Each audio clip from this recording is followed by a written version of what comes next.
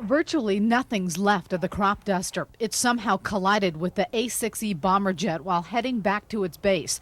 The Navy jet was performing routine low-flying military maneuvers through the hills and valleys. On impact, the jet burst into flames and shot straight up. I looked up and I saw a plane in trouble, climbing and making a turn from an easterly heading, did a 180 back to the left, and it was definitely on fire. We figured it was a jet aircraft. I had binoculars on it. We never saw anybody bail out, probably about 2,000 feet in the air. And then it just basically disintegrated in air. Luckily, the A6 shot up high enough that the pilots could eject. Both parachuted away safely, suffering only minor injuries.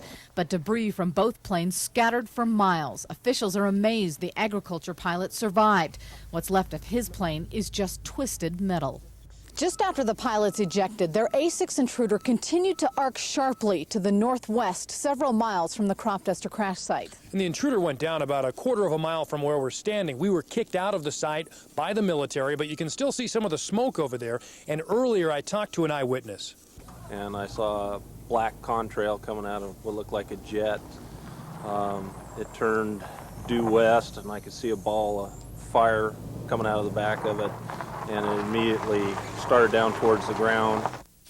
When the A6 Intruder hit, the explosion echoed through the rolling hills of the Palouse. A couple of farmers were the only witnesses. Military officials quickly sealed off the scene, forcing everyone out of the area. And they're going to want to set up security around the perimeter here because they'll have to set up for an accident review board. Norm Wilson is a pilot who also farms the land where the Intruder went down. He's had plenty of run-ins with A6 pilots in the past. I've seen them low enough that the pilot has actually waved at us. So they're right down on the deck.